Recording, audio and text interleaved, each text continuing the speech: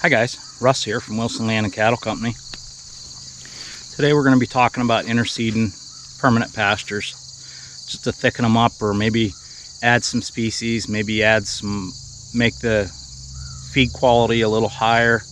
And there's a lot of different reasons you might want to interseed permanent pasture with perennials and warm season annuals.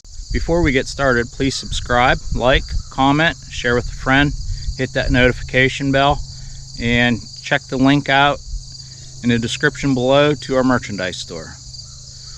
Okay, interseeding permanent pastures. Is it really worth the money? It depends on what you're trying to achieve and what you're trying to do. This field here, we interseeded, actually all 4 fields. There's 1, 2, 3, 4. We interseeded all 4 of these fields with a diverse cover crop mix, mainly sorghum, sudan grass, forage sorghum, green sorghum, Japanese millet, and sunflowers. Warm season annuals are not going to get as nice as if you were to till the field or spray an herbicide on it. It adds tonnage to the field. You can see the little baby sunflowers in here. There's thousands of them, and that's all the bigger they get. Those are Prodovic sunflowers.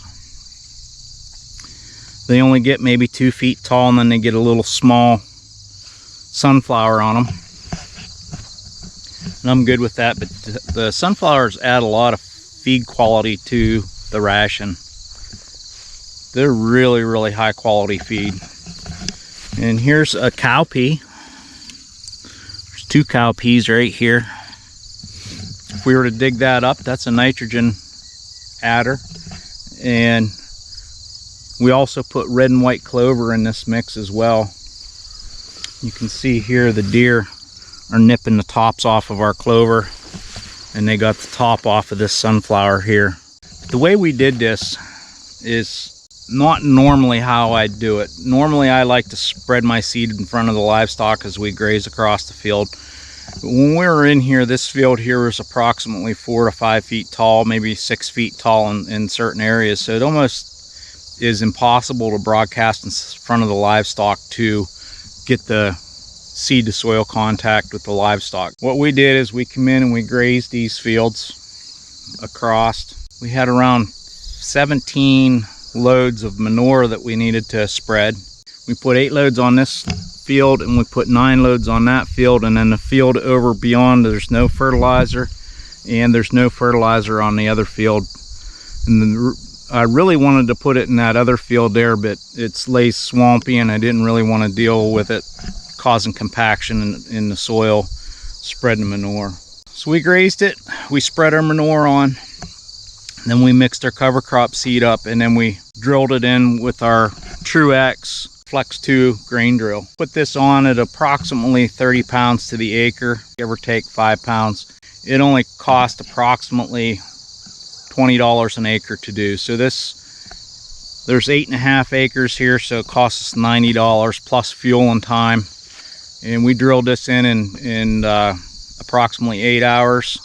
We need to put fuel in a tractor. The tractor, or my little tractor, only uses about 5.5 gallons in an 8-hour period. So there's $20 plus $90. That's $110. And then to pay myself for the 8 hours, I want $100 in an 8-hour period. It costs $190 to plant this. And I'm hoping you can see in the video how much has come up. All these little yellowish green things that's come up are the annuals, and there's a lot more annuals down in underneath. Just hoping you can see that. Grab our drone. We'll be showing some drone footage of these fields at the end of the video, so stick around and watch that. I just got a new drone, but you can see the yellow, all the sunflowers in there. Here's a gourd. We put gourds in there too. Here's another cowpea, bunch of cowpeas actually. Those cowpeas add a tremendous amount of nitrogen. And you can see all the red and white clover in here. It's just thick with red and white clover. Looks like we got quite a few. You can see here, there's, you know, some areas that were thinner than others. Naturally, this stuff come up a lot taller. Lots of gourds in here, and they're actually blooming. Here's a gourd. There's cowpea. There's a gourd here. We had, like I said, we had a very diverse mix. We'll put some okra in here too, and I've never been successful growing okra. Never. And I suspect it wouldn't do well in this situation anyhow. It doesn't like competition. And we've just left it grow from here. $190 a plant, this 8.5 acres. Split that down. You know, that's around $20 an acre, somewhere around there, give or take a little bit.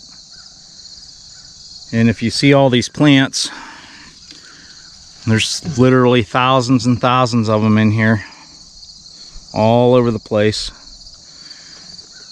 That is going to make up in tonnage, I would guess. You know, there's not a lot of tons here, but there's quite a few tons. I would say, just a guess. I mean, this is a guess, and I don't know how in the world you'd ever figure it out. In this 8.5 acres, I'm guessing there's probably 6,000 pounds, 3 tons of dry matter. And if I'm paying $100 a ton for hay, that would cost me $300. And this here cost me $190 to put in. So the way I see it, I'm $110 a head, which I am very, very good with. I mean, it's not a lot of money, but it's quite a bit. It's adding a lot of quality to these pasture fields. We're probably going to winter graze this field, and possibly that field up there. Now this one here will probably come in, this one out along by that A-frame house. We're going to probably graze that late fall here, sometime when it's dry, when we can get across there. There's a lot of forage in here. There's alfalfa growing. Just thick lush grass, tons and tons of it. I'm guessing, if I were to guess, there's probably around, I don't know, 7,000-8,000 pounds of dry matter here. So it's 4 tons. We grazed it once already, and we'll graze it again this winter.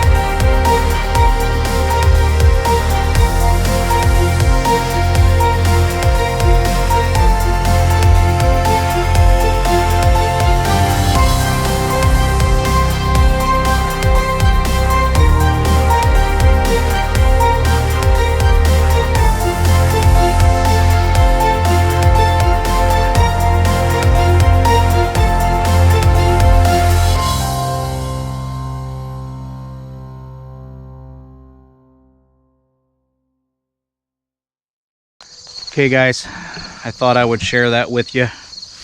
Please subscribe, like, comment, share with a friend, hit that notification bell. Check in the description below to our merchandise store, and we'll see you on the next one. Have a wonderful day.